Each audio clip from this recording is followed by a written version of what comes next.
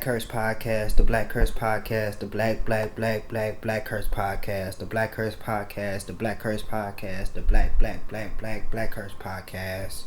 Woo! BlackCurse podcast. So he put in that work. Yes, sir. He put in that work tonight. Started up. It's your boy BlackCurse, the niggerized American. This is the BlackCurse podcast, and I have a special guest today, my father. Right up. How do you? I like to call you Pops. Yeah. You know what I mean? So I'm gonna call you Pops on the show. Right. You know what I'm saying? So I guess we can get started with the vinyls that we listened to before the show. And so the first vinyl we listened to was the Dramatics Joyride. Yeah.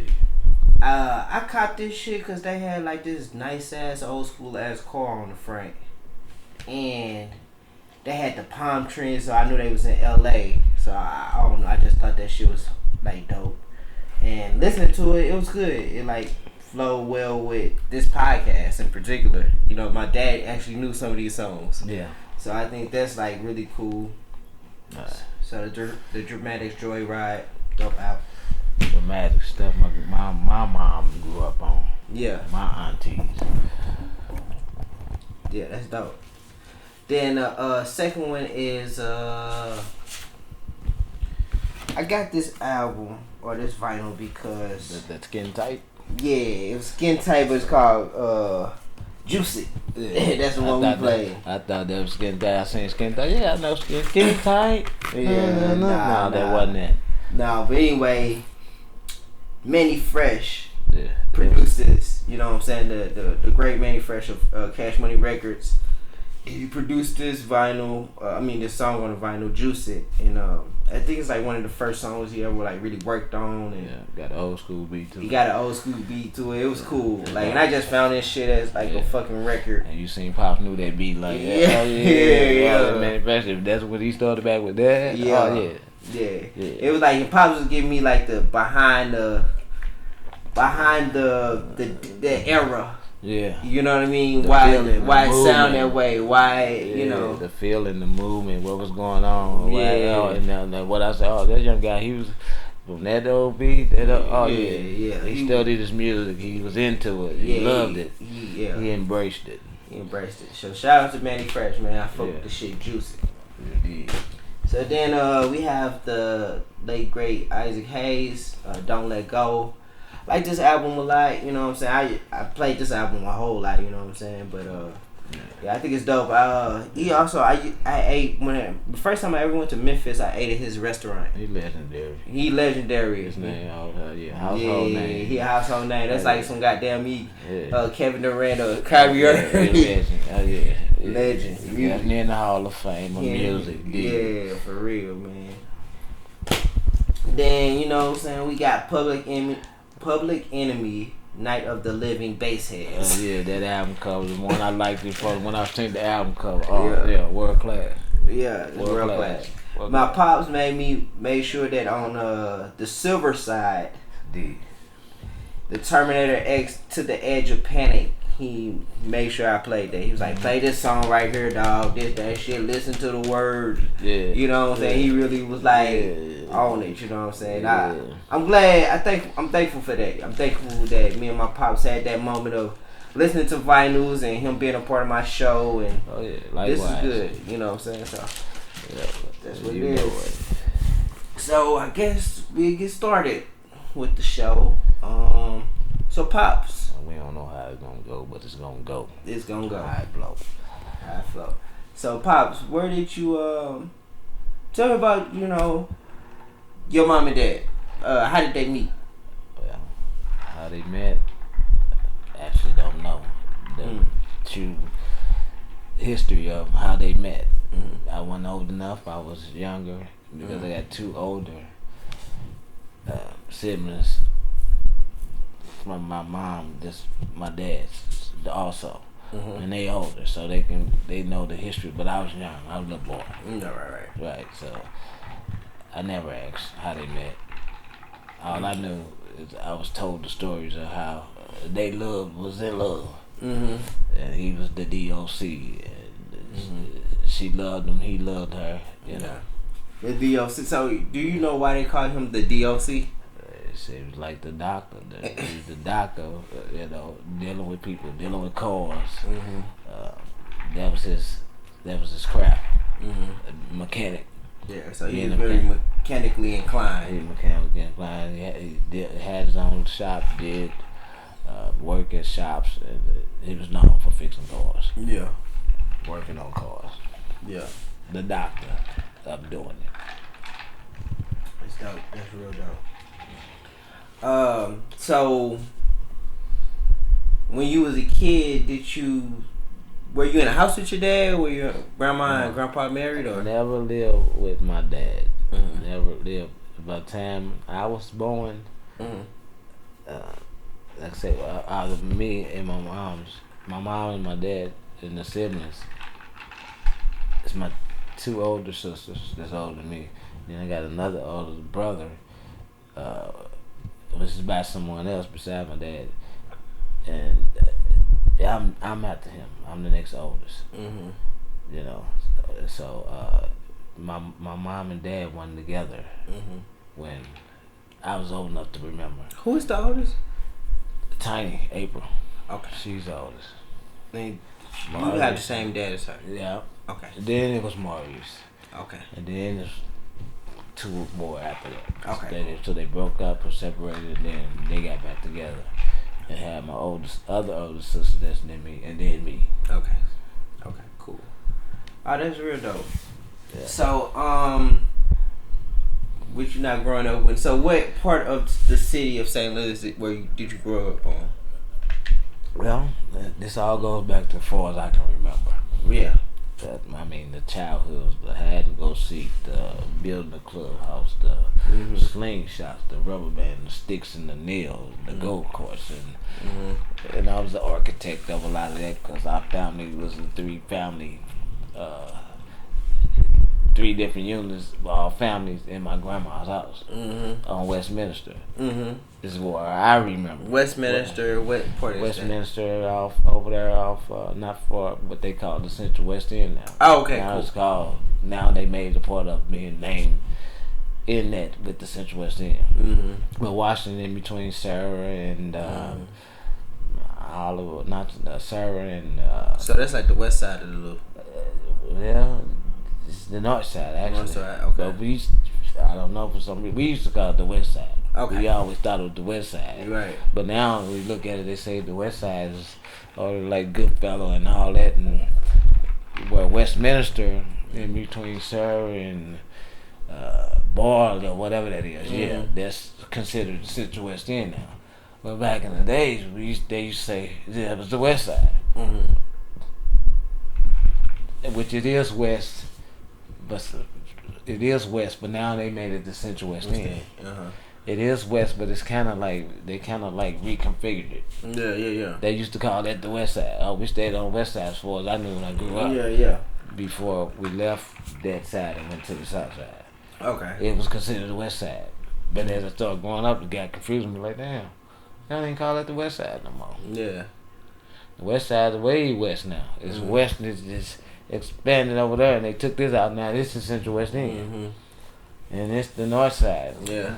I mean, it's funny because, like, growing up in St. Louis, I'm just going to say leaving St. Louis in 8th grade and then coming back as a freshman in college. Right. It was like a transformation of the city. Yeah. It was totally different. It had evolved in 4 years. Yeah. You know what I'm saying? St. Louis switched it like that. I mean, they expanded it more and moving it more over. Geographic lines as far as what is distant, what's a part of distance. They trying to make the whole city, the city and the county. They trying to merge that together. Yeah. So the geographic is gonna change even more. That's my opinion anyway. But that's how it's happening. No, it works like that. Yeah. That's how it works. Yeah. Yeah. The downtown gonna be downtown. You know what? And that's the center. So how was it growing up on the south side of St. Louis? Well, growing up on the south side of St. Louis, the move the relocation of our family, which is pretty much our family history as far as I know, because we live with my grandma, and it was 3 families. It was my auntie, Fat Laverne Johnson, who we call Aunt Fat, and well, I'm gonna go by the oldest to the youngest. It was my Aunt Mary, and her.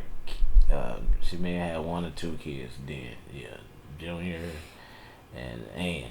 And maybe Vivian was born. She older than me too. But this is as far as back as I remember. Living in the house on 4244 Westminster. That's how you know that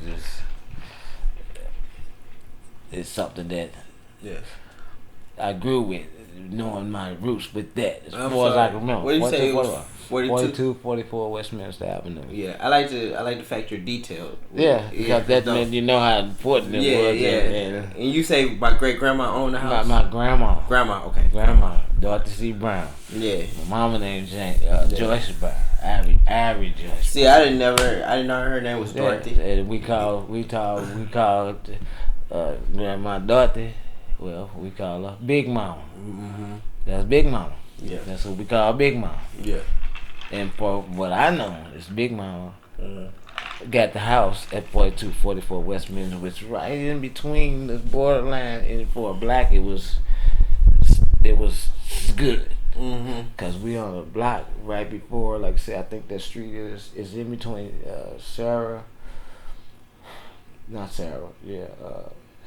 or it might have been it's Sarah. In between Sarah and I want to say Ball. That was the medium. That was the medium. What they say, the middle class.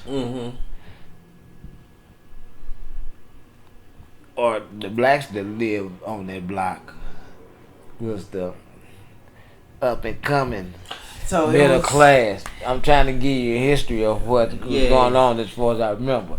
Cause look, it was blacks, it was poor people, it was this and that, it was pimps and prostitution, all type of shit going on in this area. Oh wow! But on the south side? No. On the west. Well, on the west side where I grew up. This is the roots. This is where as far as I remember and how it started. What I remember. Right. And you've been thinking about it, and just off the top of our head, we're talking. Right. I want to try to go back to really see how far back and deep I can reach to what I can remember as a kid, to grow up, to teach you, to give you some knowledge of it, whatever. It's something you can take from it, something give my grandson, your daughter, your niece, whoever, your wife, your lady, whatever. So I go back, because everything is important, especially when you have to go back and remember. It's the reason why we're having the conversation. Yes. Something you might take from it, me, whoever, view it, see it, whatever. It's cool. Yeah. You know, before I remember, Big Mama. I'm sorry.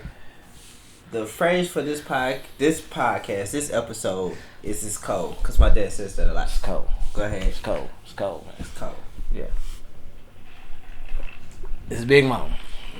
Big Mama is the name that we believe that my mama. It's like your grandma. It's like Amos' grandma. Sugar mama. Right. To believe his heart something happened to him. Being around and seeing it long while years like we did. Growing up with her nursing you, giving you words of courage different from your mama and smarter than it's grandma. Right. So it's a grandma. It's your grandma. That's my grandma. That was my grandma. It's sugar mama. You did. This crazy. It's cold. I've known my dad all my life, and I never knew what his grandma name was. Right. And us having this podcast, like, I've literally just found out. It's news to me. And because, like I said, we got to pay attention. Like you didn't heard my mama mention her mama name, something. You don't know. You ain't. You didn't been around the cooks. It's something you didn't hear it, Dorothy, or that's Lamar mama name actually. You hear me? Okay. And there's a lot of stuff. What do they call her though? Dee Dee. Okay, cool. Go ahead. Well, her name Dorothy. She named after grandma. Okay. You hear me? And I was grandma, little man. Yeah. Grandma's. You smarter than them. You on them. You on the big kids. You on the little kids. You understand. You in the middle. You know. So she braced me, and everybody know. Yeah. Like, I never use favors or whatever. You don't want people to think your family or whatever, because they know Big Mama love them too. Like, let me ask you a question. So, how was her physique? How did she look? Well, when and it all goes back to it's natural. What I remember. Right. Because it ain't like, I was so little and I was young. I didn't know my grandma. No, I knew my grandma. Yeah, right. My grandma taught me how to play cards. She taught me how to play Sorry. She taught me how to play Monopoly, whatever. I was a little man. She had a little special chair like this color couch. What's the coincidence? This color couch with some little silver plug, whatever in it. A little small chair for me. She got all grandkids. Yeah. I stayed in my grandma's room talking to her, this and that, learning, hearing, talking, hearing. Yeah. Me. We had 3 families stayed in that house. Aunt Mary, Aunt Dina, Ortiz and their mama. Yeah. And my mama. Yeah. My mama had at that time what? Everybody but Lil George, I think, at the time. Dang. That's my youngest brother. Yeah, Kim was there. Yeah. George was there, was born, I think, there. But he was a little baby. I know Kim was there because when the house burned down, which sparked our movement to the south, which is my history, my long to the south side. Yeah. I died. Okay, so hold on. How did the house burn down? Hey, let's put this on camera. I'm giving you the history of it. As far as I can remember what I remember, it's nothing. This is raw. And let me pause you real quick. If you black, own it. Go ahead, Dad. Yeah, but the house burned down. Well, this is what our movement from the west, which I called it. I always believed that it was. Maybe I'm wrong, but I always had the perception what they call we stayed on the west side when I was little. Right. Westminster, West Side made sense to me. I like words, nods, or whatever. West Side, Westminster, you stand okay, good. Well, I'm West Side. This is the West Side of Lou. To me, which now I know for sure for a fact because I stayed on Washington again was a coincidence. Right. In my life on Washington, in between Sarah and Whittier. Yeah.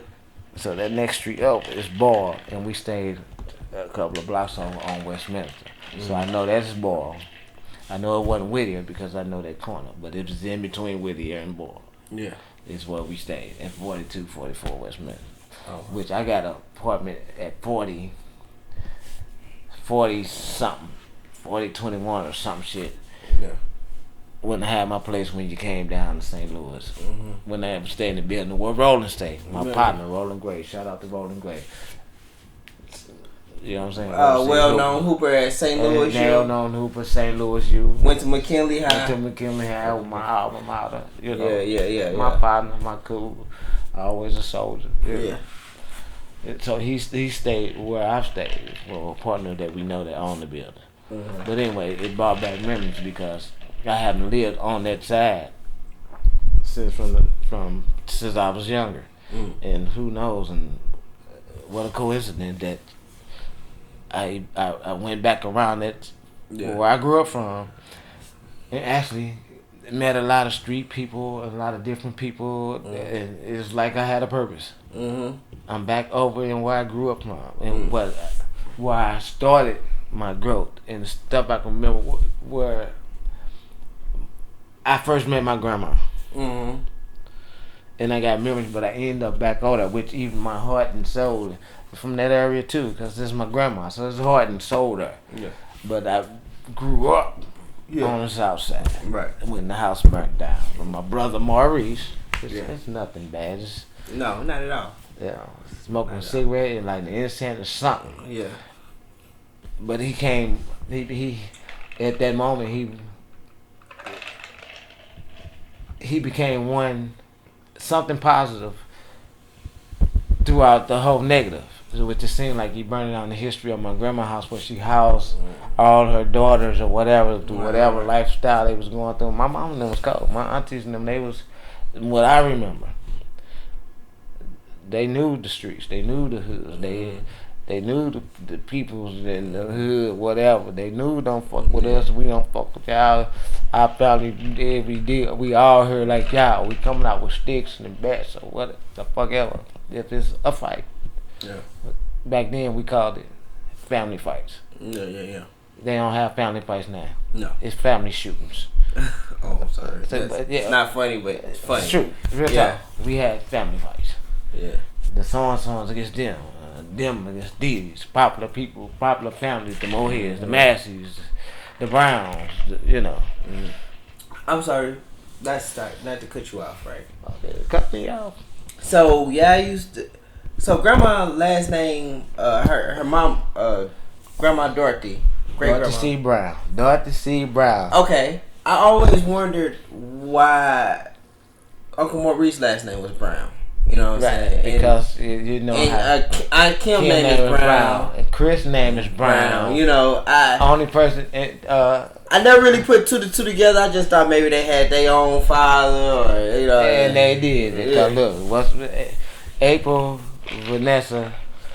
I think she was Brown. I don't think she was white. She was Brown. That's my older sister. Mm-hmm. Yeah. Her first name was Brown. Her first name April. I'm sorry, her last name was Brown. April Vanessa Brown. Mm-hmm. And it's Maurice Brown. Yeah. And she just took my mom's last name, but it was by my dad's last name, Watson. Yeah. And then she had the relationship with my brother Maurice. His father's name was Bobby. I don't know a lot about him because I wasn't in existence because my sister had to come before me. Mm-hmm. So my sister Maurice and Tiny, and it's cool that we even think about this. I'm manually just right now at this moment going back and looking on like the history. It's making me research my history tree, the history events or whatever. You know what I mean? And explore other shit like things you may not have thought about. Like for instance, damn, I never did think about this. My brother Maurice, my sister April, who's older, my older sister, and then my brother Maurice, who's my other brother. I wasn't born yet, so I'm now curious of their relationship. What they thought, what they seen when Mama had this shit. I don't know, and I'm respecting now them more. Like damn, they seen more. I get what you said. It's cold. For instance, like my sister is cold. 5 years. She cold.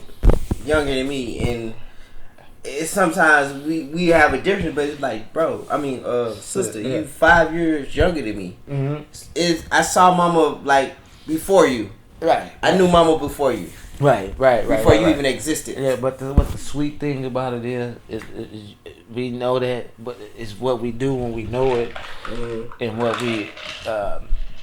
we help other people understand that to help them with it, like knowing. And that's why with my younger brothers and sisters, they on my level with me as far as respect. Right. I don't look because you're my younger sister, brother.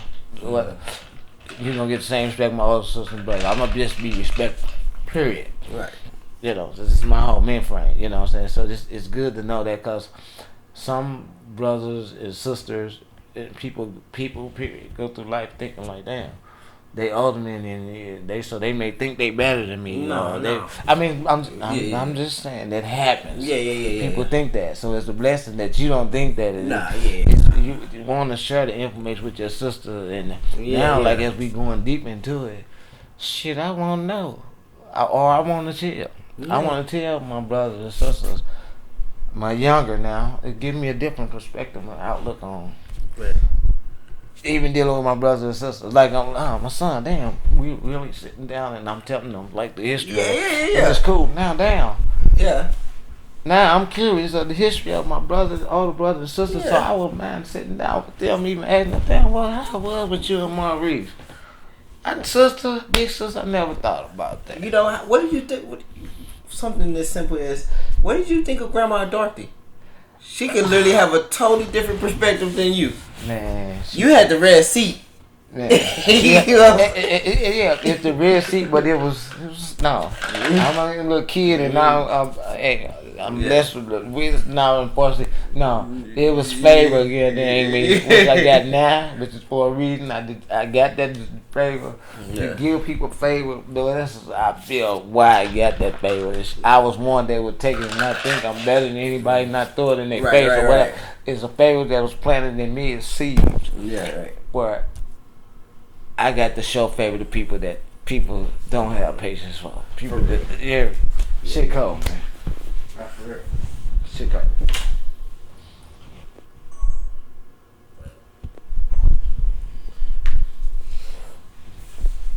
No, it's funny you say it because, like, honestly, in my life, I feel like I'm favored.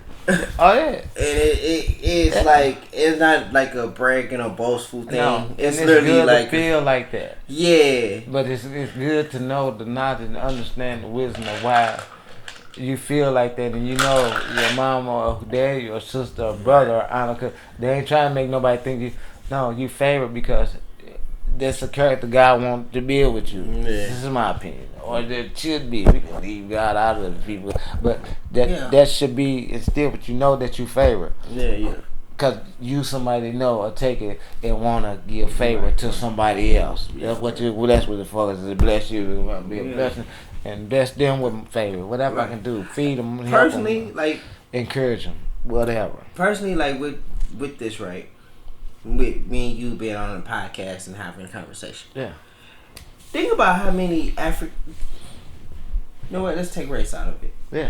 Think of how many men. I love that. It's life. It's life. It's people. Think about how many men would literally love to just get on the camera and have a conversation with their dad. You know. Likewise, how many dads would really like to be able to sit down? Because I don't look at it as a podcast. I don't look at it on the camera, whatever. It's something natural that I feel like it's helpful to my son, to me.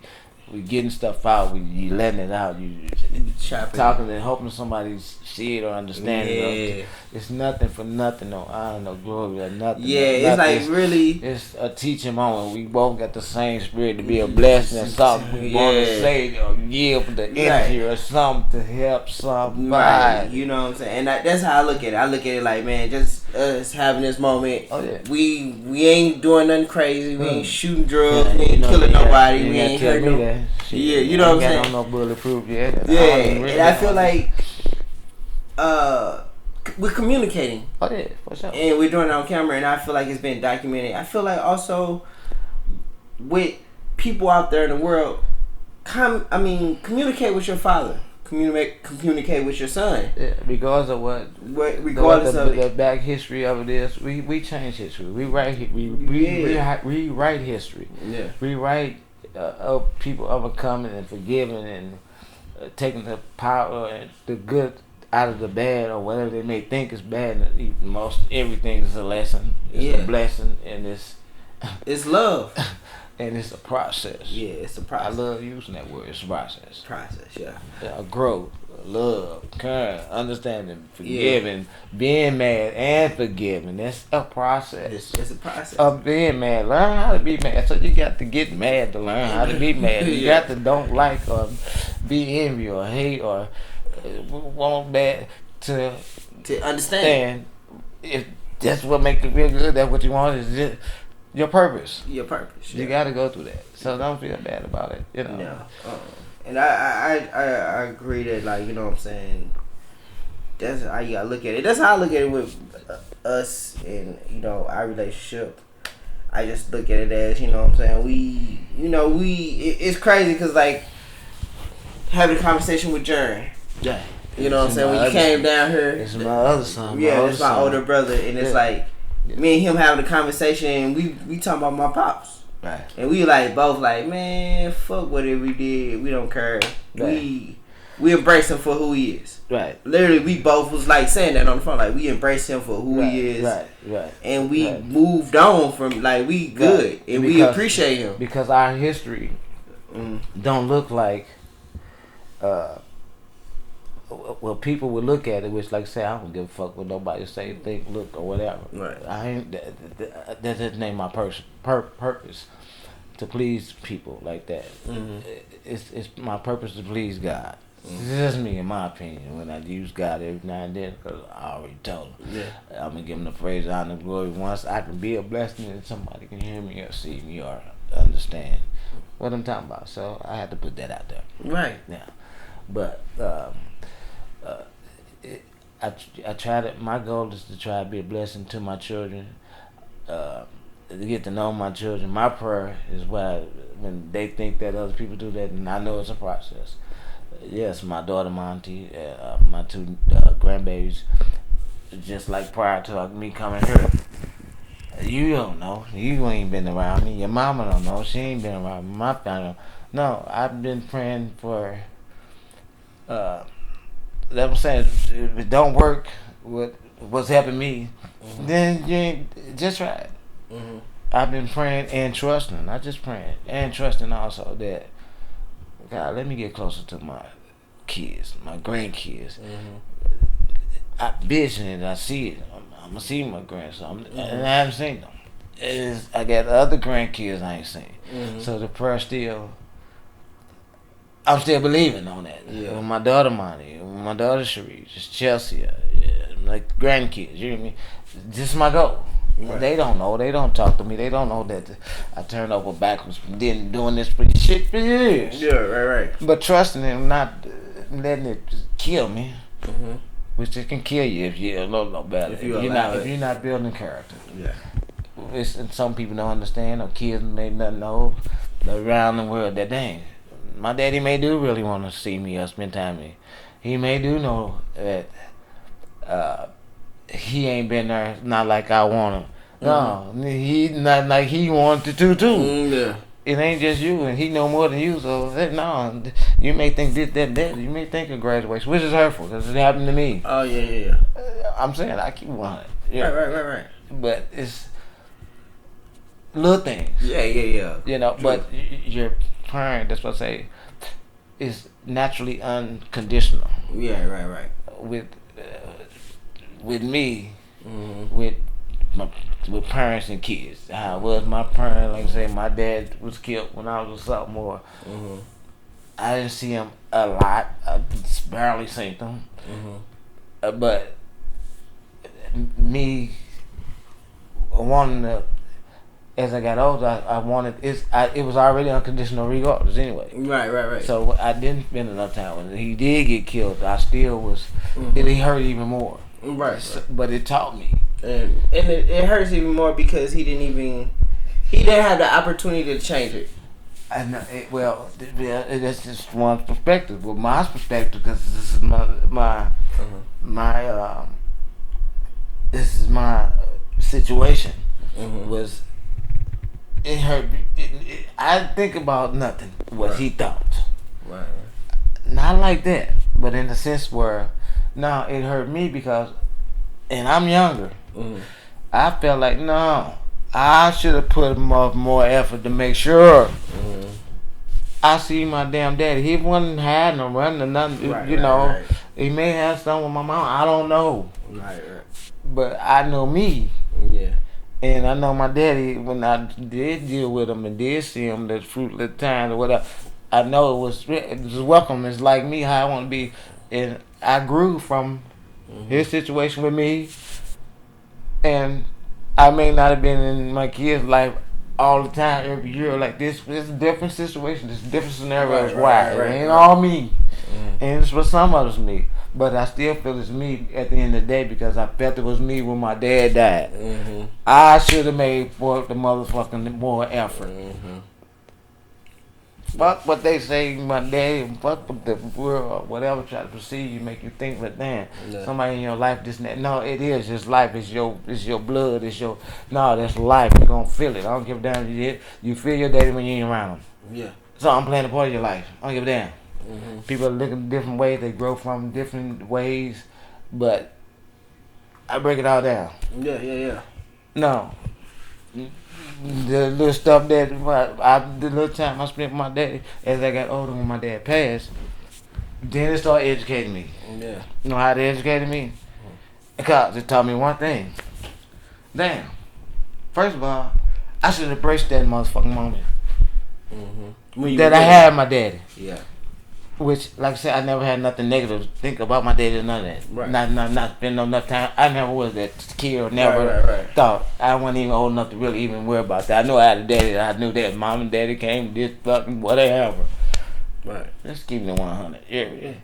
So I wasn't really, with my daddy wasn't in my life, see, my fool understand, but this shit, you and my daddy ain't together. Yeah. Shit, somebody else over here, you got this, you talk. So I don't expect my daddy to be around. Right. I know mom and daddy ain't no bitch ass nigga, whatever, he come around, this and that, you might, my daddy playing the cool. That's how I looked at it. Right. Which is how I play. Right. That did with my baby mom too now. Yeah. And then, like I said, doing it, my daddy and my grandma, on my daddy's side, my cousin Tony, TB, my uncle Jordan, all this, who I'm named after that. No, they embrace. So my daddy went ahead, like me. Yeah. When you reach out to me, I'm like, sometimes I don't answer or whatever, but still, overall, we get back. I mean, I'm just saying. Yeah. People look at stuff like that, but I said, I didn't even have that with my daddy. My daddy was killed, which hurt the hell out of me when my daddy was stabbed when I was a sophomore in high school. Right. Oh, okay. So, another thing, man, I'm gonna pause it. Pause for a minute. So, we were talking about Grandpa when he passed when he was a sophomore. So my dad, Grandad Washington. Yeah. So what I know. Rest in peace, Pop. Yeah, really rest in peace. Life still, your life is here. It's just embrace this planet. You hear me? Yeah. Well, I was just explaining my last time with him and what I remember, and explaining that I was appreciating. I learned to be appreciative and grateful to the moments, to the opportunities, to got older and didn't realize I needed to break down the paying attention to words, situations and words, to what a loved one may say, your mama and your daddy, and all the time everybody don't say everything that you should take with you. Right. So let me say this: before you said. Move back. That's good. So no, I remember one time we was I don't know how we got on this conversation, but anyway, I just remember we're going through the history. Yeah, and I had asked you about Grandpa. Right. And you was like, man, nah, he got killed when I was a sophomore. I always said that. Yeah, you was like you was like, a lady killed. I was like, how did he die? You was like a lady killed him. The lady stabbed him. And you told me you went to you was like, at one point in time in your life, it was on your mind that you wanted to know how your dad got killed, and you went to the library. Right. And you... By that time, I knew. Yeah. I didn't know exactly at that moment, at that place and time, that not exactly as I got older, then my older sister started telling me, my mom, and they started... Now you're old enough to handle it, and we can tell you that because now I'm curious. Yeah. Which is normal. It's natural. It's normal. So I know my kids are curious. I know you're curious about knowing that. That's why it's important that we can film this and that. We got the technology to do shit, to stuff we can treasure, and words we can learn how to dissect and get what we supposed to get out of our loved ones or whoever, the people you bring on your podcast. It's the reasons. It's something out of whatever you hear from anybody that you can grow from. Right. And so that's how we really got on it, is talking about, the history of my family, and I was just going, I'm detailed. Yeah. Without getting deep thoughts. It may seem long and boring sometimes, but it's the story. Yeah, it's the story. And that's dirty. I was a kid when you told me this. It's the process. This is the process I went through with family, who I understand family, where I am now today, what made me start thinking about that or whatever, which is what I was getting to when I was saying about my pop. I started thinking about when he died. At the moments. It's like natural. I started thinking about, okay, the little time I did spend with him, like, damn, that was what I can remember. And as long, it may not be many times, but then I started it brought me to the point where I I want to be a more attentive. I thought I should have been more, and it ain't blaming nothing, none of that. Yeah. But it's just saying where I can grow in. And I can teach my kid to grow in. Now, grow in your daddy. Try to understand his life, his history, whatever, every moment. Do it with your mama. Do it with your sister, your cousin, your little cousin. You can probably help them. They can probably help you. It's a unit. The family is a unit, which we got away from a lot these days, but it's a unit. We all want. We're trying to reinvent it, and we're trying to break the curse of generations and bless the generations. Put a blessing on the generations. Put different characters or whatever. We planting seeds. We want to. We trying to get the seeds. We learning that it's just not one seed. It's all different seeds to make up a tree and fruits, especially the ones that bear the biggest branches, trees and flowers or whatever. It's different seeds. There ain't no damn one that no. Yeah. They make it grow strong. Yeah. Yeah. Nah, I totally get you, Pops. We exotic. Yeah. We exotic. I like that. We exotic. Yeah, man. Yeah. New quote, we exotic. You know what I'm saying? It's going on the head. Goddamn head. All proceeds going on my pops. How about that? It's going on my head. How about that? Yeah, you know what I'm saying? Yeah. But, yeah, I think that was cool. I think that's like, it's crazy because, like, even, for instance, when I went to grandma's house, I told you the story millions of times. I was at grandma's house over and over and over. It remind me of my mom and her curse. Hey, I love it. Hey, keep on repeating. Can't get old. Yeah, can't get old. You know, but be so, but it can't get old. Yeah, when I would go to, I went to grandma when I was a freshman in college, and I would go to grandma's house, and I would see Uncle Maurice sometimes. Right. And, which is my big brother. Shout out. Yeah. DJ Reese. Hey, Cole, my brother. Love your life. When I walked through the door, he DJ Reese, right? Yeah. DJ Reese in St. Louis. Yeah. Four, baby. Represent. We promoting businesses. We promoting black-owned businesses. Hey, shout your business name out. Hey, DJ Reese. Put us in the link. Yeah. We got you. It was mention your name every time. Yeah, but every time we broadcast. But every time he broadcast. Yeah, for sure. That's what they do. But anyway, he would say to me, I walk through the door, so I just be walking. He be like, "Yeah, that's the DOC over there. Yeah. That's the DOC.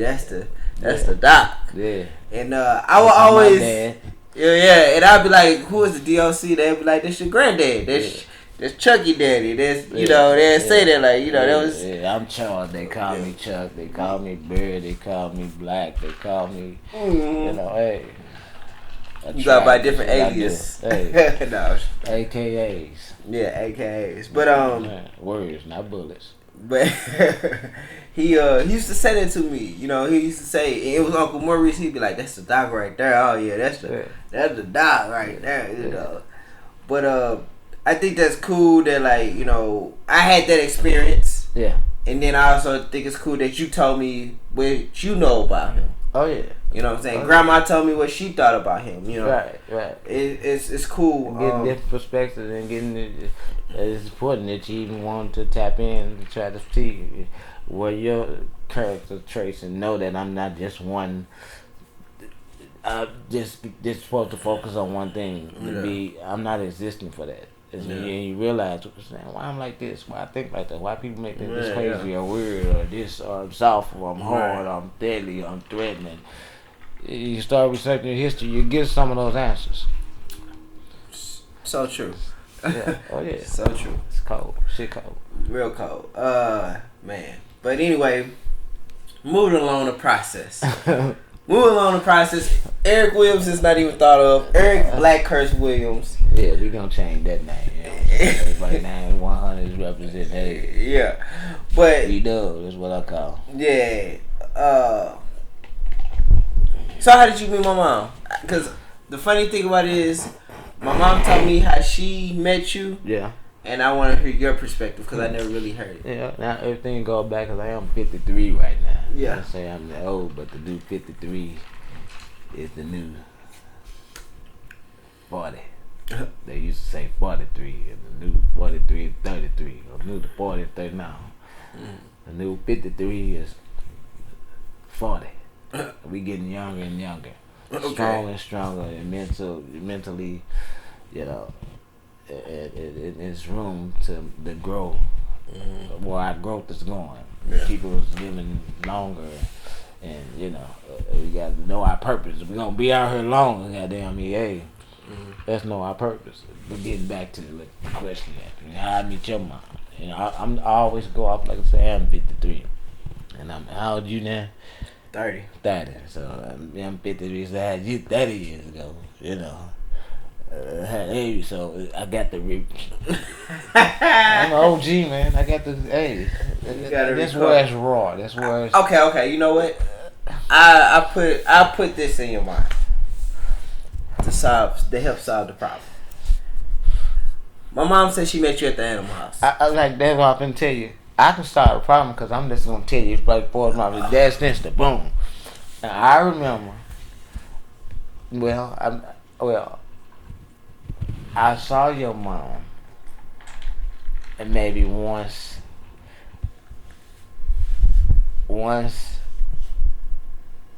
in my days of going out, the Animal House or Skate King. Shout out to Skate King, St. Louis, Jenny's Pound Lot. Yeah. Saints. I feel say my era was Saints and the Palace. It was we rocked y'all out. That was y'all kids, so we tried to rock y'all with that. So your mom probably took me to Saints. I ain't never did. I think I picked somebody up from that one of the kids. Anyway, Saints. Shout out to Saints and Alabama. Like if you from St. Louis, you know what that shit is. Yeah, Skate King. Oh yeah, legendary Saints. Mega Mario, legendary. Kings Highway, Natural Bridge, White Castle Lot. Legendary. So, but in the Animal House, Animal House on 367, and whatever the hell that damn name is, but 367. The Animal House was pretty big. So I met your mom. I've seen her before, and I knew she was somebody that, like back in the days, or like I said, I may have been early 20s. Later teen years. I was out of high school when I really started going out to the animals, which was a big deal at the animals. I'd seen the Fat Boys, with the group, all type of groups. So they used to have concerts at the Animal House. Yeah, concerts at the Animal House. LL Cool J. Hold on, what this? That group, women in Vogue. Big Daddy Kane, they had all type of people. Slick Rick. So I mean, yeah, you can research this shit. I've been to them concerts at the Animal House, which wasn't a stadium. It was a place where we went out. It was very popular.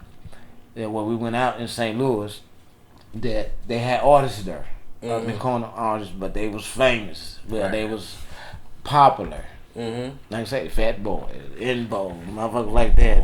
When they had the hits out, L been there. You hear me?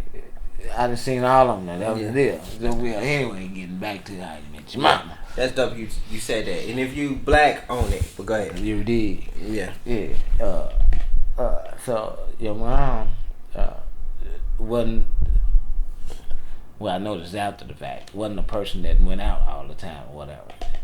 But she came out and with some of the more popular girls that was, she known from the neighborhood or whatever.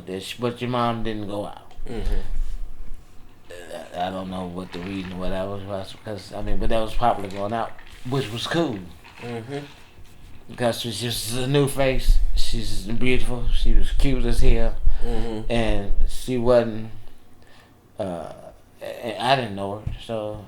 She didn't come off as fast. She didn't come out as. She hung out. The girls she came out with, they wasn't like easy girls, but they were the cutest girls. Right. And it wasn't like they was like considering themselves like in a group or whatever. I mean, it's kind of hard to explain, but she knew the girls that everybody knew that was respected. Right. As far as morally, as far as what they do, as far as if they fuck around with a dude, she wasn't in that group, but it was a group that everybody liked it. But she was like the one in that group, but she knew that. So then she did come out, just so happened to come out, I saw her, spotted her. I think she came out, and then I seen her.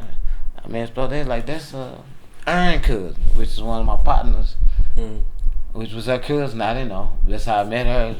Jeff, my partner Jeff White. Shout out to Jeff, R.I.P. Jeff White. Dirty Red.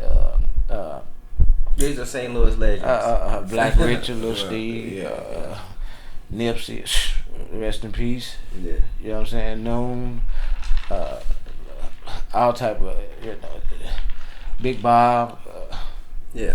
You know what I'm saying? I know a lot of different people that held weight in St. Louis. As far as they was popular, they were known. They were known. You know what I'm saying? Big Jack. You know what I'm saying? A lot of people from the projects downtown. I know a lot of people. Right. I know a whole lot of people. Yeah. I know a whole lot of people. Yeah. Shout out to my boy Willie Moe. Yeah. My best partner.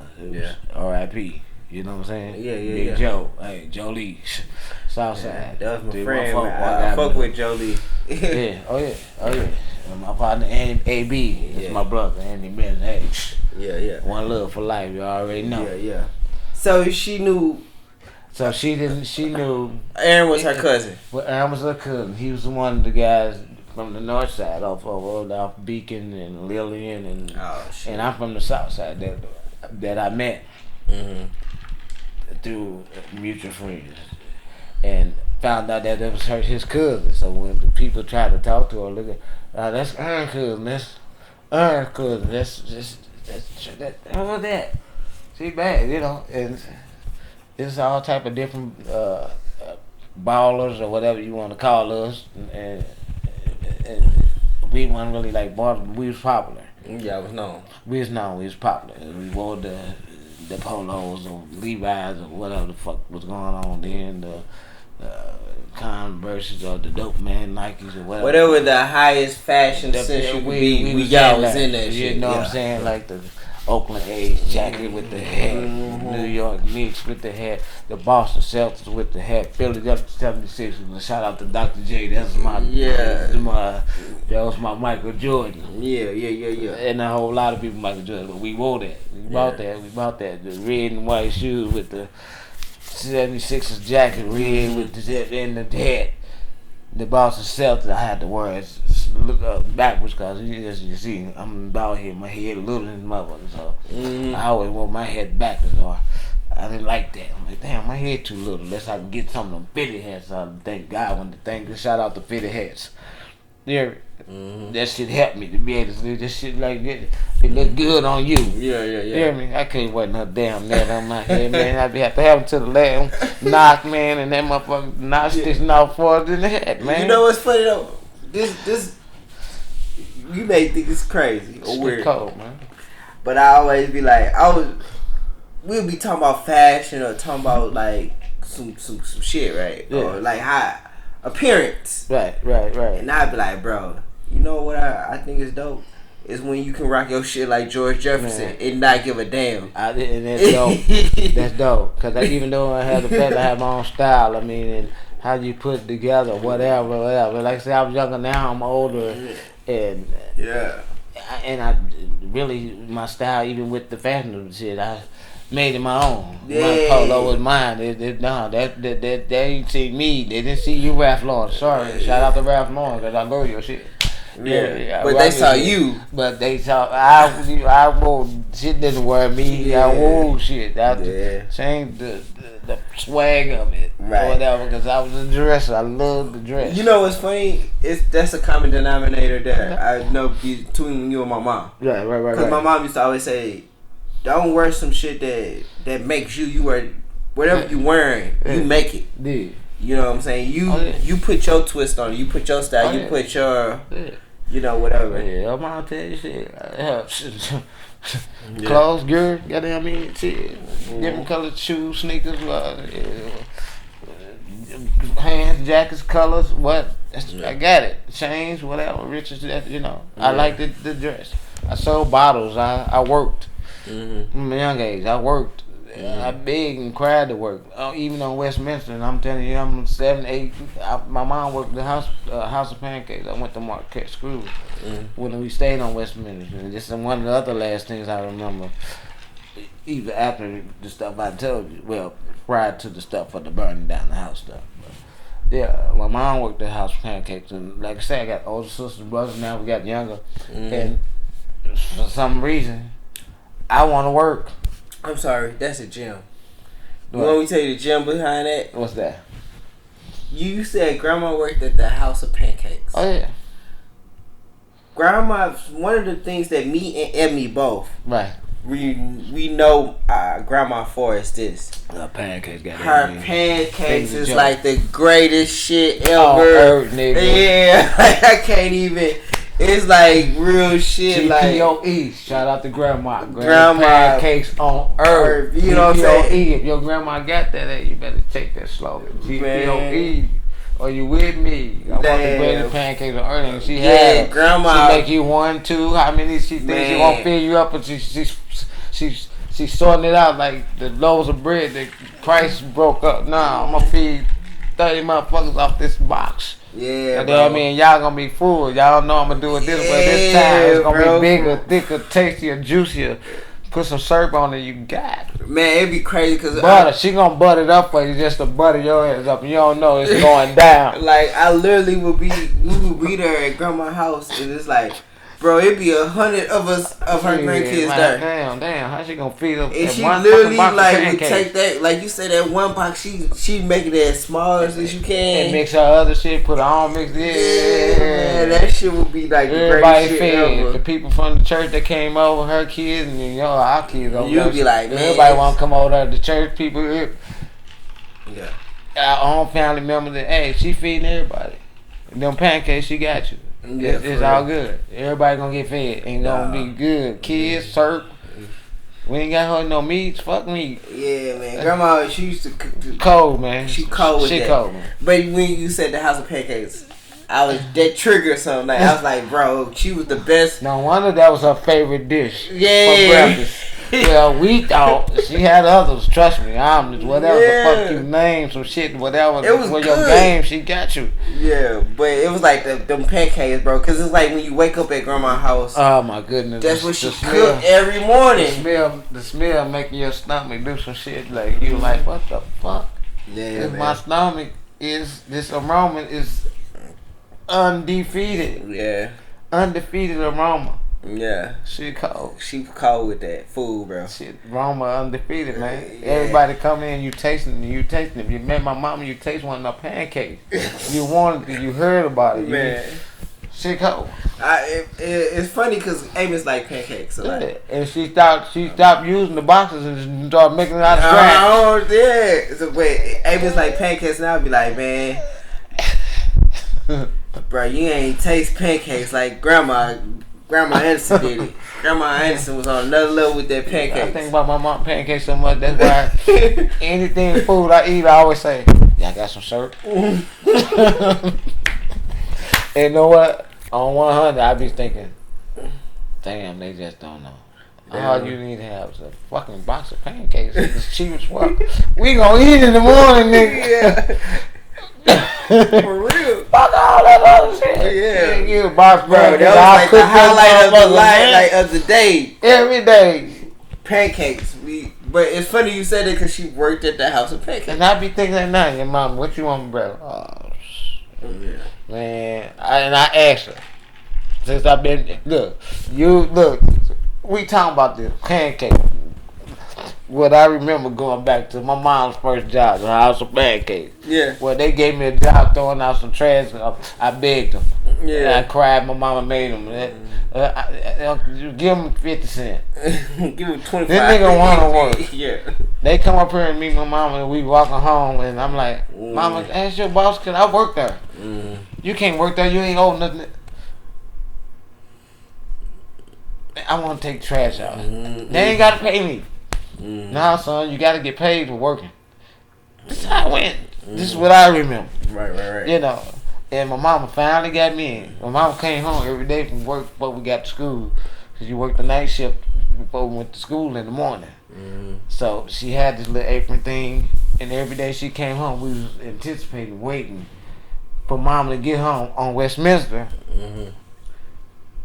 So, because the House of Pancakes was on Lindo in the little plaza where the Snooks is or whatever.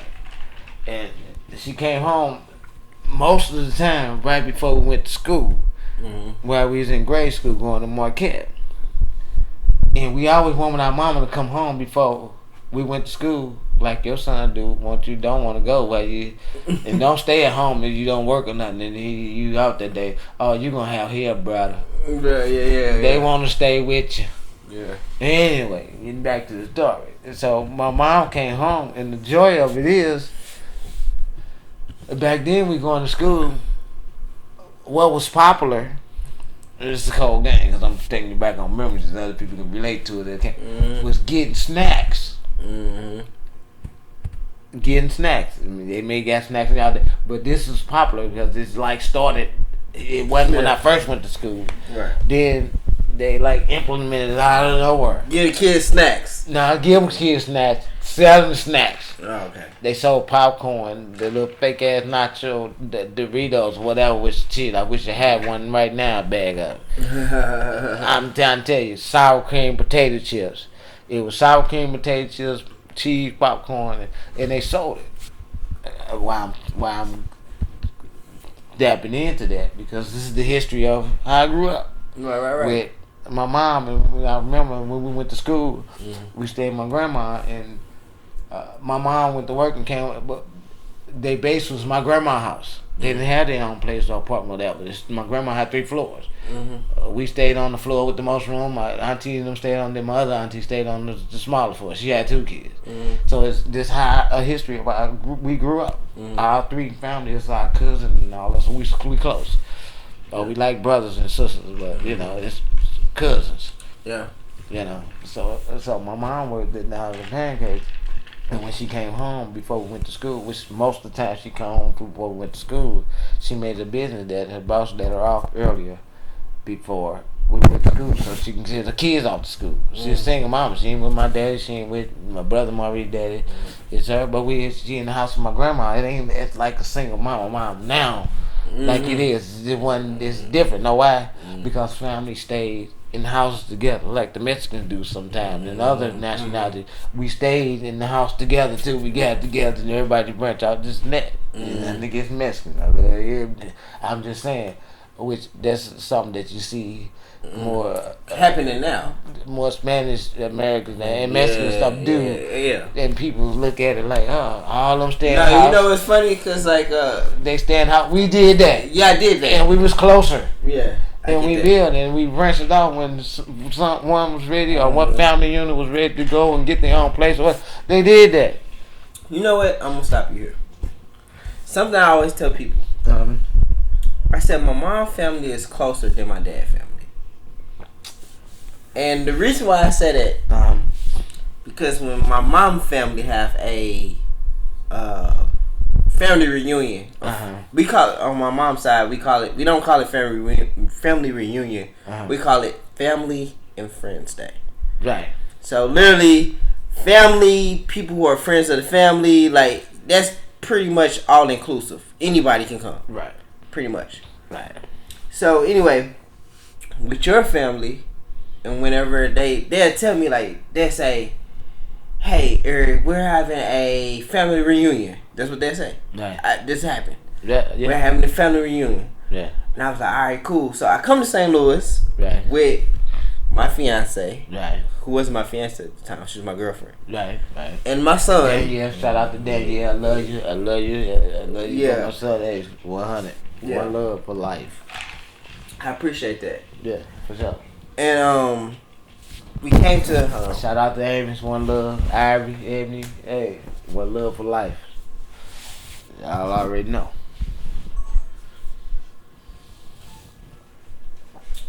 But no, we came to St. Louis. It was my now fiance and my son, my newly born son.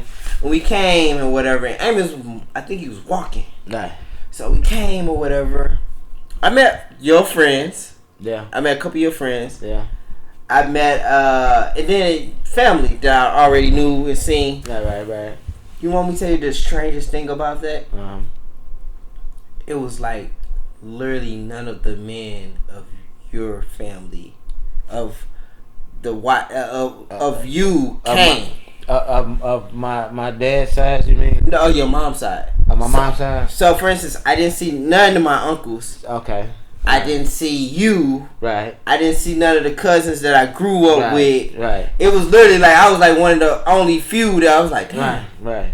You know what I'm saying? I was like, I came with my family and whatever. And it was a family reunion, whatever. But it supposed to be a family reunion, but was it really a family reunion? It really wasn't. It was. And now because you got to know the history and the backdrop behind that. And this St. Louis people, right? St. Louis motherfuckers. Right. Some motherfuckers are playing some shit. Just keeping one on it. Yeah. Trying to force and push, and people may told them that, and then they think they gonna bring other by doing this and that or whatever, or saying, and they ain't even communicate.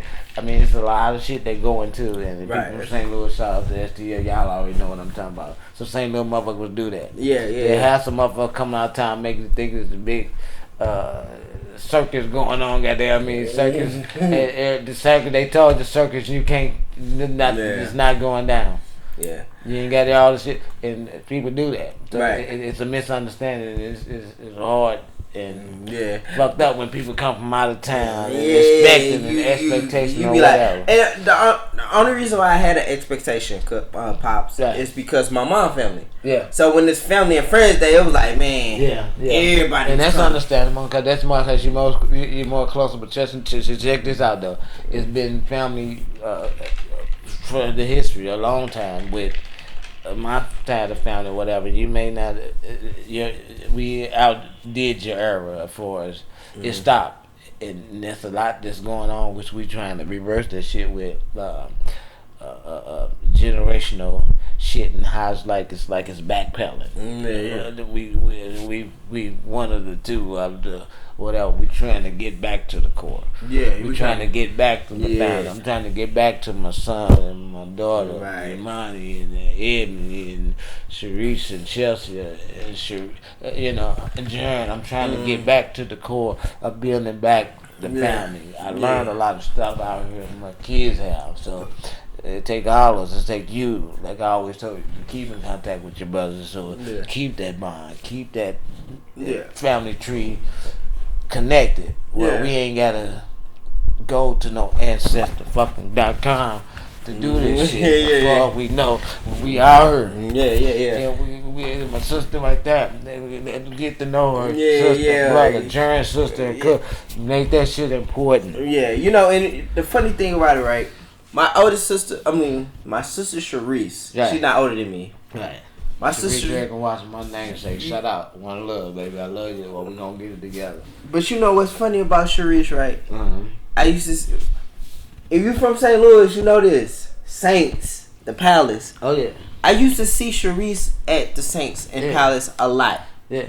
Damn near every weekend. Yeah. Cause I was going a lot. I probably met her mom at one of them. Right. One of the album spots. But I was really nervous to go up to her and say. And the thing about it is, I used to go to Sharice's house. Yeah. Sharice she came a couple times with you when we was there. Yeah. So like I knew she was my sister. She don't know that it was when she was younger. And like I said, that's why we try to make our kids.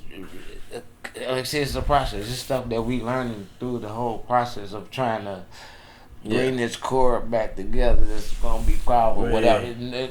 Make our kids understand what we always say. Pay attention, listen to words, dissect them, or whatever we can. We can build that to our kids, our grandkids now earlier. Where we can speed up the process of this generational thing. Where we're trying to bring back the family and the whole core, love and everything. And the funny thing about that is, right?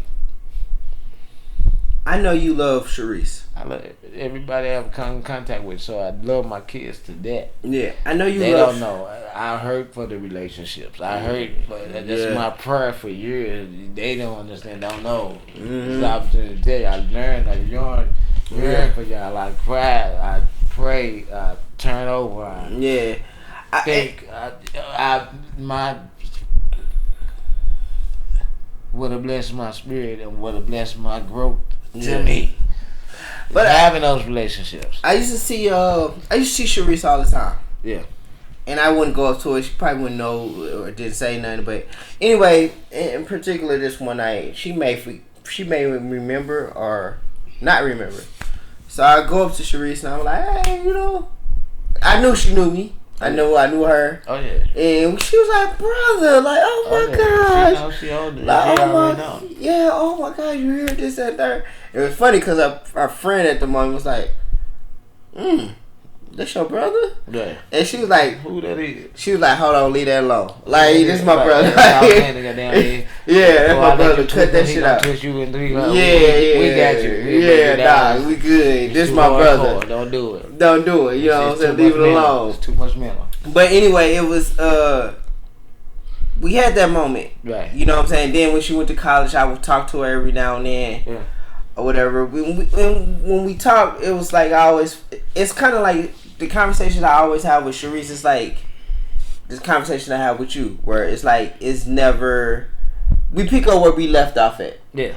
Yeah. You know what I mean? Which is what I would like to enjoy with all my kids. Yeah. But I got to start deeper in some spots. And I'm willing to take that. I'm willing to do that. Because, I mean, for me personally, you got to think of, I you may not get this when I say, I get a lot of shit.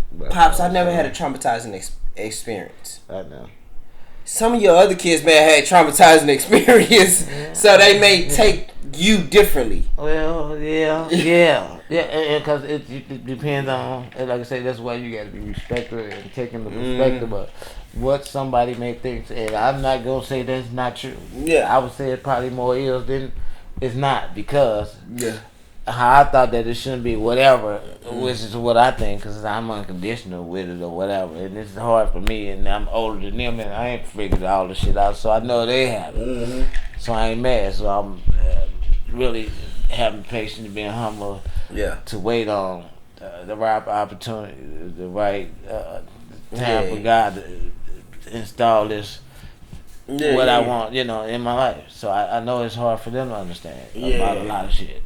Yeah, it's a lot. It's funny because like with a lot of my brothers and sisters, I was connected. The only one I'm not connected to or really had any, I've never met her. Right. Is literally Demetria. Yeah, and but literally, and she's beautiful. She's beautiful. She's a beautiful person, and she look just like you. Yeah. But every other kid, she looks so much like me. Yeah, it's crazy. But with every other.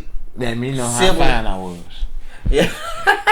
My baby cold, man. Yeah, she's really pretty. And I'm yearning for the relationship, and I'm trusting and being frustrated at the same time and aggravated. I haven't figured out how to embrace it or get it or whatever. I know it's easy to say just do it, and they got other relationships. I'm trying. It's a whole lot of. There's no excuses. It ain't. But I'm gonna get there. I got to still the faith and the confidence that I'll make it happen. My nieces are beautiful. Oh yeah. When I see them, they're like extremely beautiful. I just know her from. I look at her on Facebook, and I kind of pay attention to her on Facebook. I do all of them like that. Oh, cool. Yeah. But so anyway, like Sharice is like, all the other kids I knew them. I even met my brother who stayed in Atlanta. What's his name? Dominique. I met Dominique. Yeah. I literally saw him in the flesh. I you know what I mean? I met him, and he looked just like you. Yeah. And when I saw him, shout out to Dominique. Where shout you at? out to man, wherever you at. I want to talk to you.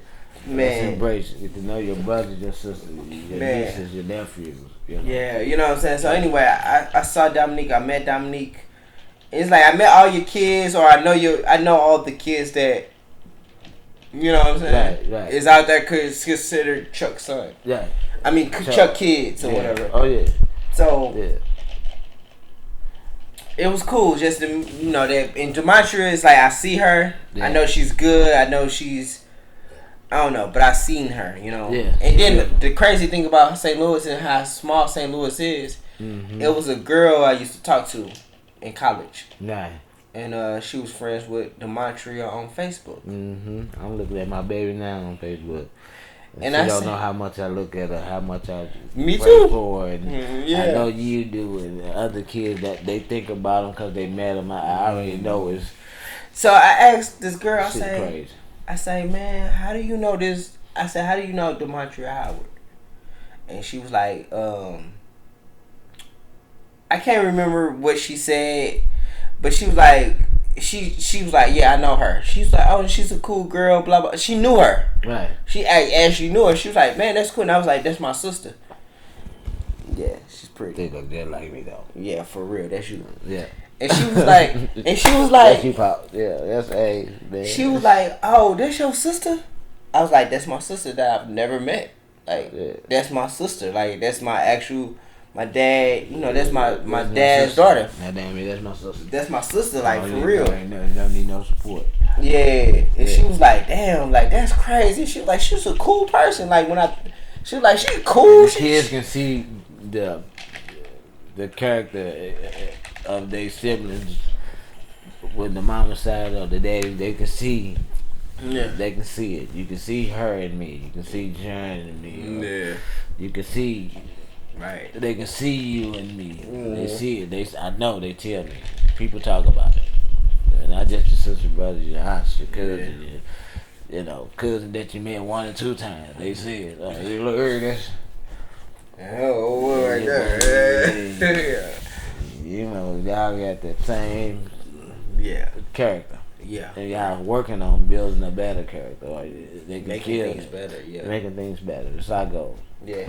And I feel like with this podcast we got going on, if you're black, own it. Own it. You know what I'm saying? Own it. And I ain't just talking about owning some businesses. I'm talking about literally owning your life. Owning what you are, who you are. You know what I'm saying? Owning change. Owning embracing stuff.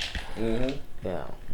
Owning making a difference. Yeah, for real. So it's like a lot of that, man. Like I met a lot of kids. It's crazy because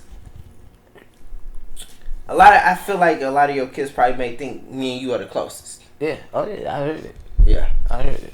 Yeah. Yeah. And I think to a certain degree, like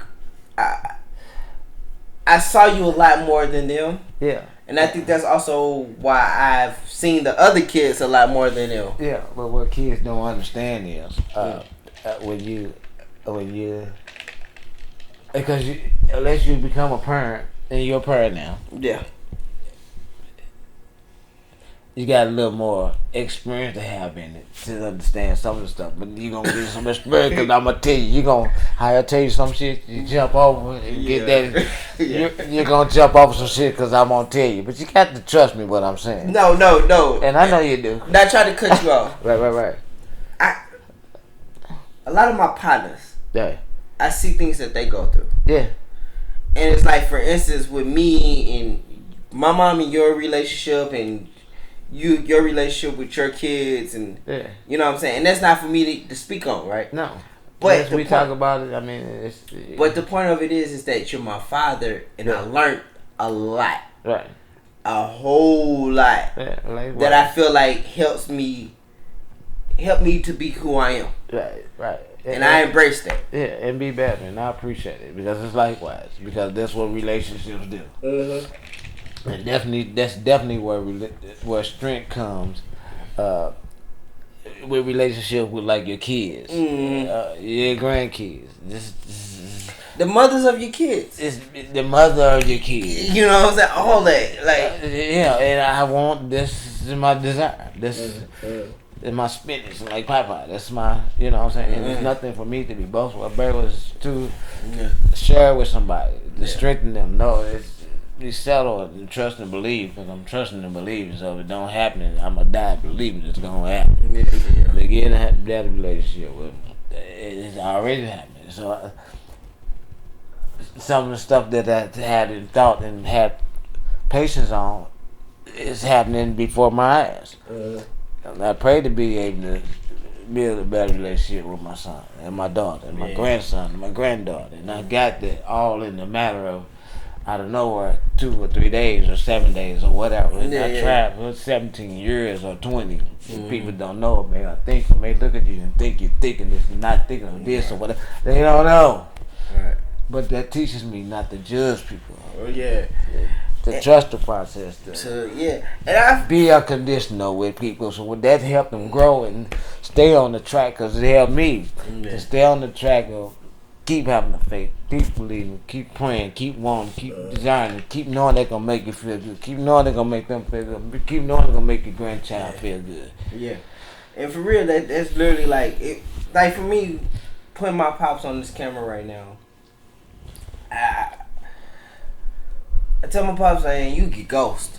Hey man, get ghost.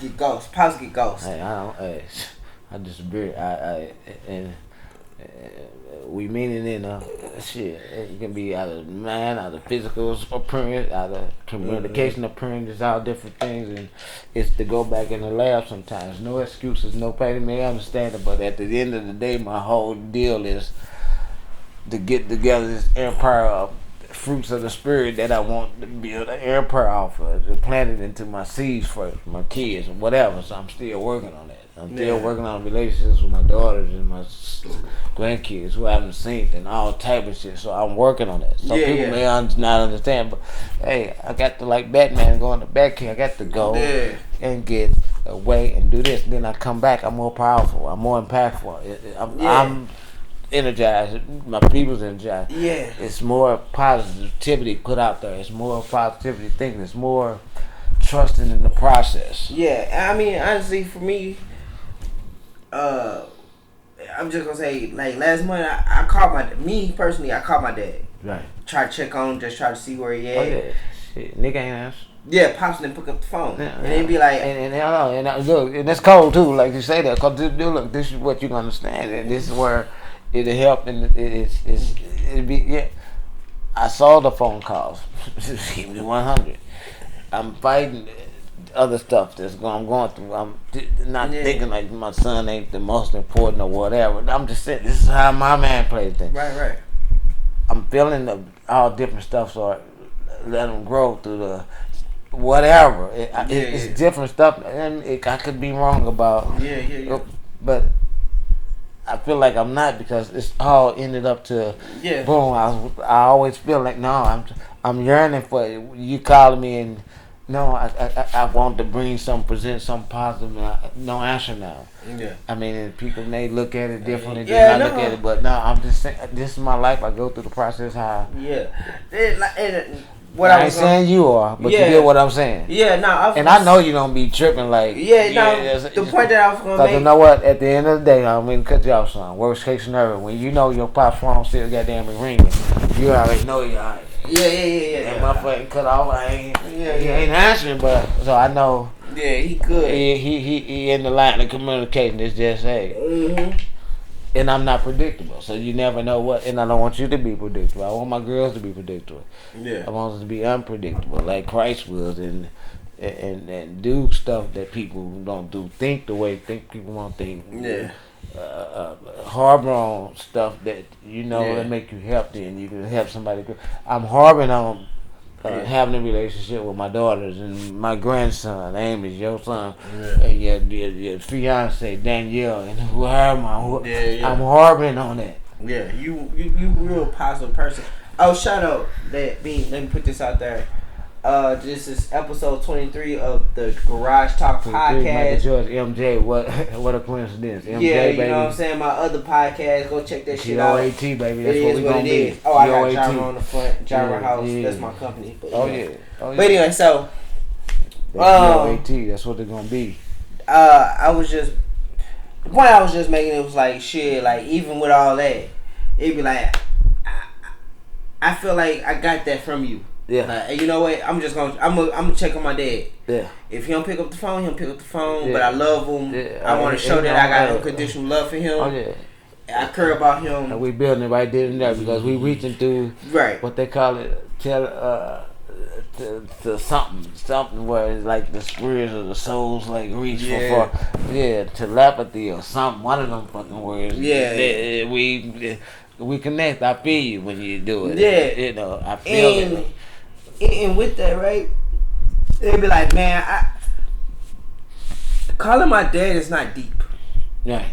It's not deep. When I say it's not deep, meaning like, I call my dad, if he don't pick up, it's cool. Yeah. I go about my day and I move on and woo. Right. So like, with you being right here, right now with the podcast. Oh yeah. Which has been a lot of times we talk, we have our history of talking. We have a history. We have a history of talking consistently to not talking consistently. I mean, and it's both. It's both, and I'm working on it. It's a balance, low key. Yeah, it's a balance and low key, and it works. I mean, it works, and I'm working on me and him, strengthening his. Some of it is negligence. Some of it is just. Yeah, you don't want to talk because you got other shit. There's a lot of other shit that's creating the fact of keeping it 100. But the point that I want to make is that, like, you know what I'm saying? You was talking about earlier about how, like, church and the moments that you had with your father. Oh yeah. And, like, literally with me just having this podcast, like, because I can honestly say, man, last month I called my pops like maybe 2 or 3 times out the month. Yep. You know what I'm saying? He ain't pick up whatever. And what that took, and I ain't been down in Dallas, and I'm down in Dallas, Texas now. Right now. We gonna triple. Yeah. We gonna triple what we were searching for and seeking for at that time as far as communication. But now it's gotten more powerful. It's a blessing. It's a blessing. I'm down here, not even knowing I'm in Dallas, Texas, from St. Louis, St. Louis, STL, baby, 314. But you know. And it was like literally, that's how I take it. I take it as like, you know what I'm saying, bro. This moment right now, I cherish that. Oh yeah. It like I got you on. For instance, for you to be able to say, man, I say, pops, I want you to do my podcast. I'm in the podcast and shit right now. Yeah. This what I'm doing. This what I'm on. Yeah. And you be like, I'll be on it. And no, I tell you, I be like, I want you on a podcast. I think that'd be stay dope. on that shit. And you like, yeah, bro, let's do it. Stay on that shit. You do that, this and that. I'm gonna come. Yeah, you know I'm gonna mess with you on it just cause it's a message. It's you know. We don't look at cameras now. It's just already up. It's raw. It's raw. You know what I'm saying? It's natural feelings, natural situations. And you know what's crazy, pops? Like, this is some real shit. I don't care what you did in the past. Yeah, right. True that. I don't care what you're gonna do in the future. Right. I appreciate this moment. How about that? And so do I. So do I. I appreciate this moment. Like, this is. I'm honored. Yeah, I'm honored. Like, you know what I'm saying? That it was on your heart. It's something that off the top made me not even second question, guessed it or hey, you on the top pop, you do a podcast with me. It's not that hard, son. Yeah, that's deep. That's dope to me. It's like, you know, it's like in a weird kind of way. Like, this is how I'm looking at it like that. I'm looking at it. This is basically shit. We saying podcast, but like to me, like right now, it don't feel like podcast because this is how we talk all the time. This is in a raw. This is raw. This is how we talk all the time. All the time that we ever communicated from the time you was a little boy, whatever. This the type of mind frame that we have in the conversation that we always had. And I'd be like, man, to the world, this is why I can't hang my dad. Like, cause we have had this conversation. Yeah, he can't. And it wasn't never about money. No, it was never about. It was like literally the time that I had with my dad was valuable to me, and I appreciate it. And we all want more, and it's hurtful when we can't get more. And sometimes the kids don't know whatever situation, and sometimes parents may be shameful or going through stuff where. They don't even and at the same time don't want to even to make it seem like it's a pity party or whatever. They feel sorry for me because I could do this. No, so sometimes you distance yourself and let it work itself out. It only really works good in that order. Yeah. Which got more comforting to me is when I started trusting God.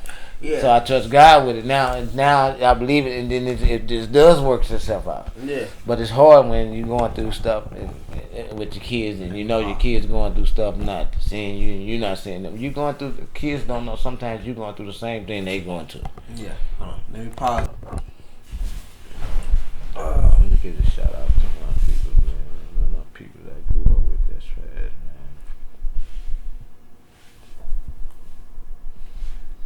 Got to give my condolences, man. Southside, so we do.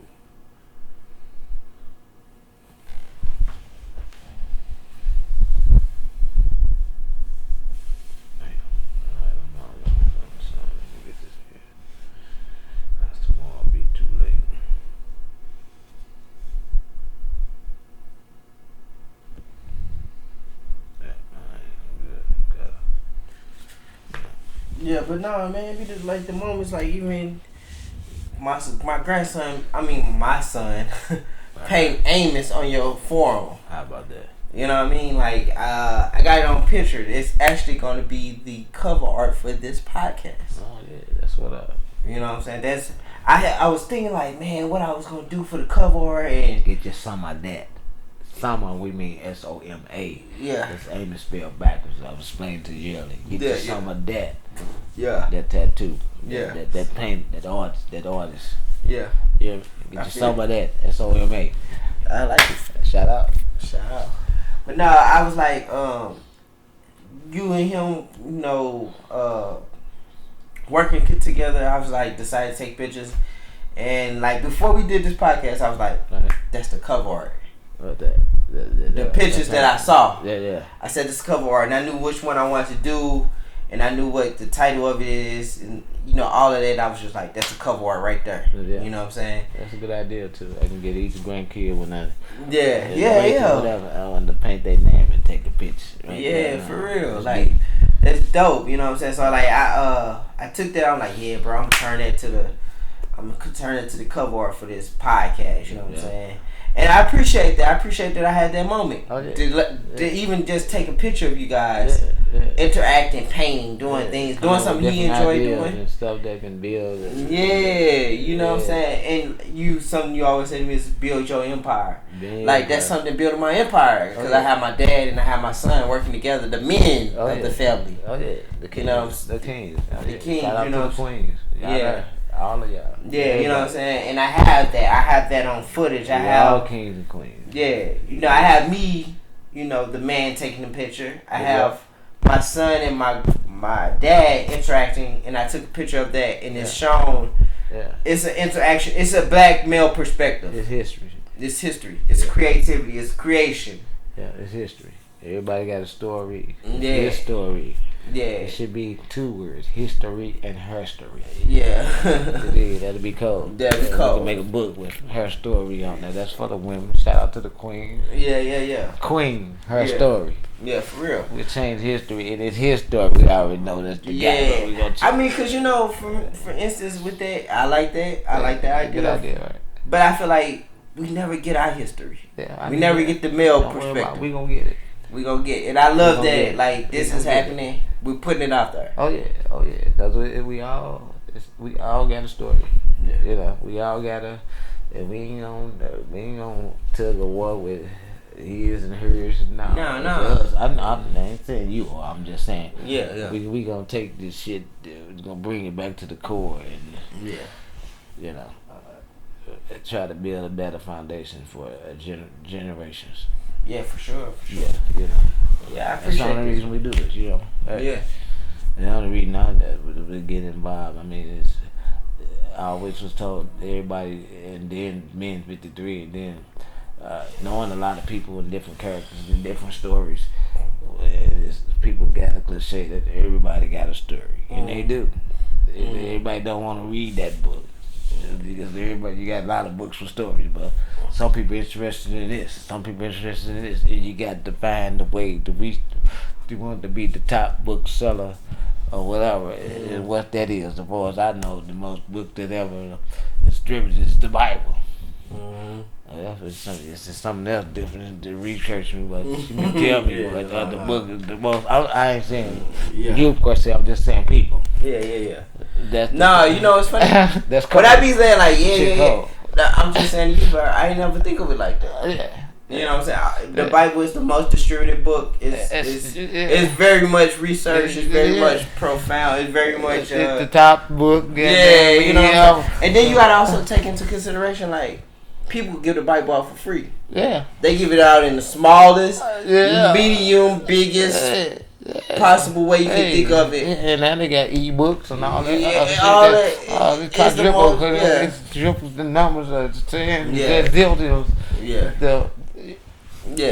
that number. Yeah, I'm be honest with you, man. a son and father relationship, man, y'all should distribute this fucking podcast the same way you do that. Fathers, forget with your son, get with your daughter. We ain't bad. We you know what I'm saying? If you black own it, distribute that shit, put it out, like literally for real. I'm not capping. Embrace it. I mean, try, sit down, talk, and get out your comfort zone with, like you say, I disappear or whatever. I get ghosts or whatever. And like I said, he don't literally mean like I always got ghosts. His father in years, and none of them can really. You can. I put it to you like this. It's a possible. It's a time in my life, right? I don't get ghosts with my family. Right. It may take a time in my life where I literally need to get ghosts. You get away. I need to get away. And man, sometimes you need to get away. We talked about that earlier. Now, sometimes you got to break away. You can't stay and help or be and deal with if you won't. You know you're gonna be in a situation which you ain't helping the situation. Yeah. And sometimes it takes us breaking away and getting off to ourselves to dissect these things. And me and you were having a conversation about sometimes. I'm gonna be honest with you. For me, I don't mind being uncomfortable. Yeah. Being very uncomfortable is growth for me. Yeah. And that may sound crazy to the world, but it's not crazy to me. You must see it and now embrace it. Yeah, I get uncomfortable, and throughout my life, if I was to talk to you or talk about my life or whatever, I've had a lot of uncomfortable moments. Yeah. I had a lot of uncomfortable situations that it's a part of life that you grew from. Yeah. And then you only understand it when you go from it instead of having a pity party or whatever, which we all had those and you have less of them when you get older and mature and didn't understand it. But you know what I'm saying? And in all different type of ways,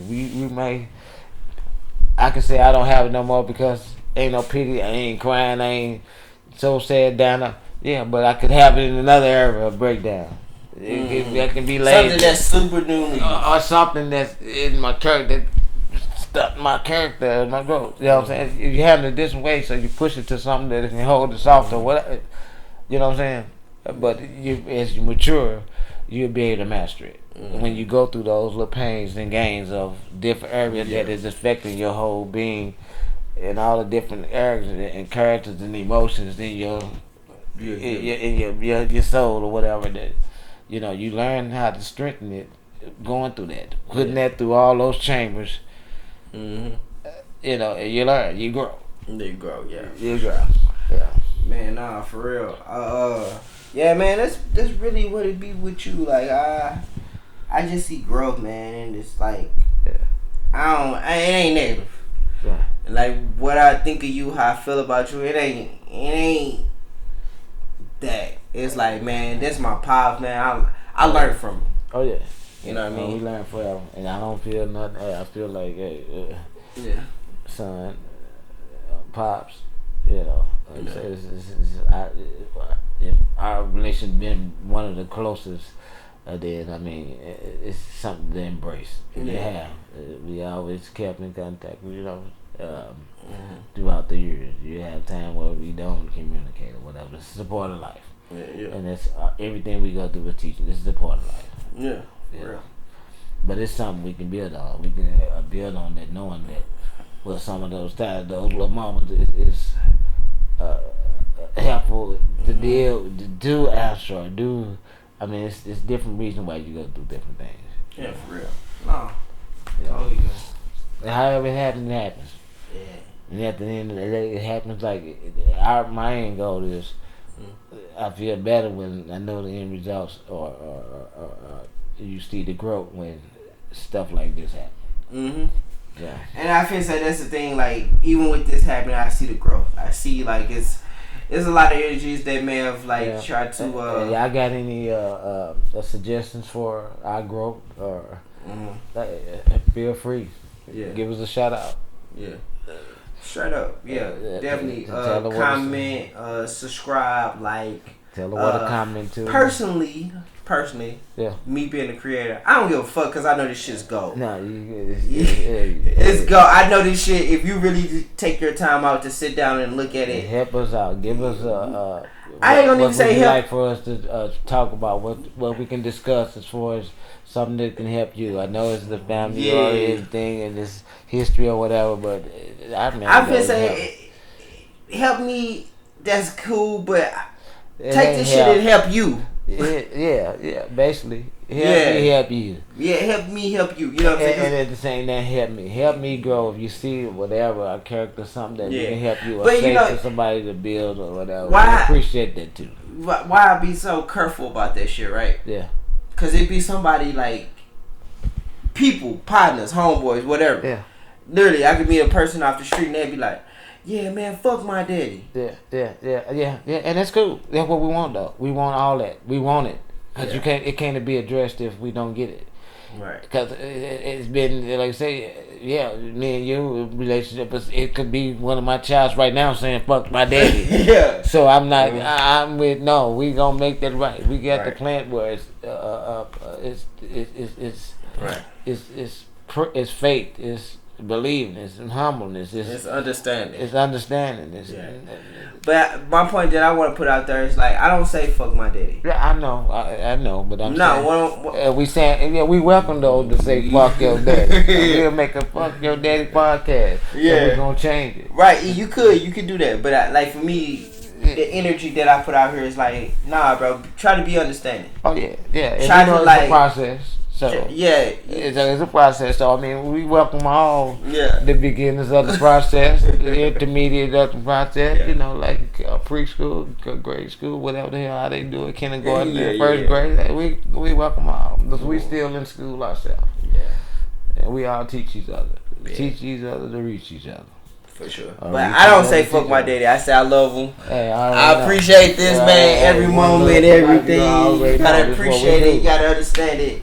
And that's the energy I want to put out there because it's people out there who literally say fuck their daddy. Yeah, love your mama, love your dad. Something they dad did. It could be small, it could be big. That they don't even want to hear him out. They don't want to even pay attention. They don't even try to understand it. They don't even want to be the bigger person. Yeah. And the point that I want to make out there is that like in however that relationship is, whether you the father, whether you son, whether just be the bigger person. Try to make that relationship work. Yeah. Try to make this happen. Try to make, I would love to say to every black male and every black female, man, put your father on camera and have him tell you his life story. Right. Maybe that'll give you a better understanding. Yeah. Be understanding, be loving, be caring, be forgiving, be a Christian. Yeah. Hell, you know what I'm saying? Because in the African American community, we always talk about Christianity and love and God and everything. We can't love our own people. You can't even love your own people. And Christianity, when we can't forgive this or that. Yeah. Or whatever. I mean, and just you never know. And to the black children out there, you never understand kids, adults, not just kids. Yeah. Adults, because adults lose their parents. Embrace your mom, your dad, whatever relationship you have, because one thing you don't understand is what they went through, their history, their struggle, whatever. It's all, and you maybe they strength ain't keeping the cord together. Maybe God blessed them to have you for you to be that. So, know our work. Know that you can be a blessing. You can be a blessing to your father. Your keep on like we're trying to do now. Keep on at showing love to them with fruits of the spirit. Just keep on reaching out to your mom and your dad if you think it's this, your sister or brother, whoever it may be. Yeah. Because you can be that person that may be. What's your that character. verse you was telling me about yesterday? Galatians 5:22. Okay. Galatians 5:22. Hey, we're gonna end with that when you end it. Yeah. Galatians 5:22. That's. Yeah. Hey, BlackCurse, the BlackCurse podcast. I'm the greatest podcast ever. I had my fucking daddy on the show. Hey. But at the end of the day, you know what I'm saying? Galatians 5:22. Go check it out. Maybe you can understand it. Maybe you can't. Maybe you will get it 10 years from what we're saying. Go get it. Galatians 5:22. It's the good book. It's free. You can go out on the street. You can go to Walmart and a white preacher, a black preacher be passing out The Bible. Researching on your phone, right? Yeah, research 5:22. Fruits of the Spirit. Fruits of the Spirit. You know what I'm saying? So this is what we present here. We're coming in humbleness. We're coming in loving, embracing family, friends, rebuilding the core of families with the fruits of the Spirit. Yeah. That's why we going out with Galatians 5:22. I like it. You did. That's it. That's love, son. You already know. Yeah.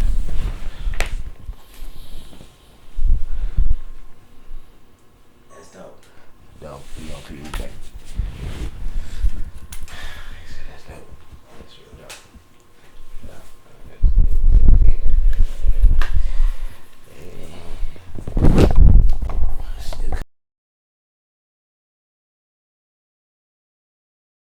Curse podcast, the BlackCurse podcast, the BlackCurse podcast, the BlackCurse podcast, the BlackCurse podcast, the BlackCurse podcast. Woo! BlackCurse podcast.